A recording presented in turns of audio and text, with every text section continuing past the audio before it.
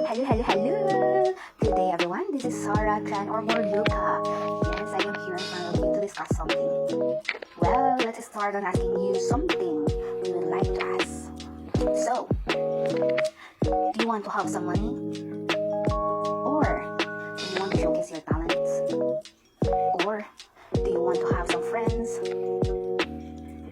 Or you just want to ease your boredom? Which is which? Right? So yeah, I am here in front of you to discuss something about our application that we are in. So yeah, I am now handling 2 applications wherein you will going to just use the whole app. And yes, magpapaoras lang po kayo dito, hahakot ng mga gifts. Siyempre, kailangan nyo humakot ng gifts para kayo ay mabayaran. Okay? So ayun, papanoorin nyo po yung video para makita nyo po yung environment sa loob ng application. So yeah, let's watch this video ng sabay-sabay. So, ayun na nga. So, ito yung team ko. Nagkaroon kami ng activity. Yes, activity. So, andyan din naman ako.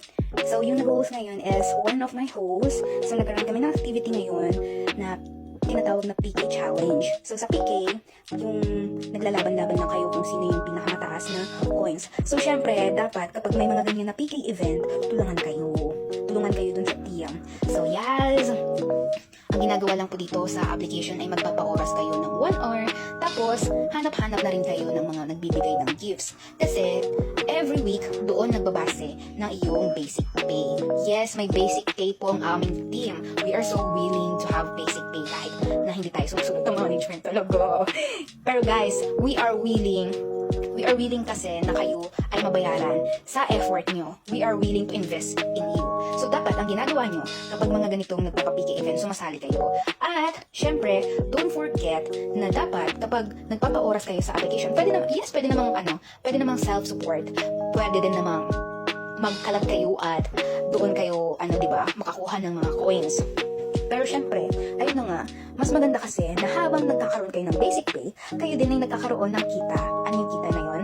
Yun ay yung dun sa settlement niyo. 15 at saka 30 kasi ang settlement ng application. So the more na marami kayong naipon before mag 15 and 30, the higher the chances na malaki ang iyong salary. Yes, of course, bukod sa basic pay, meron pa kayong salary. So ayun lang guys, sana ay naengganyo namin kayo dito sa aming application na WA-Party at Hami Party.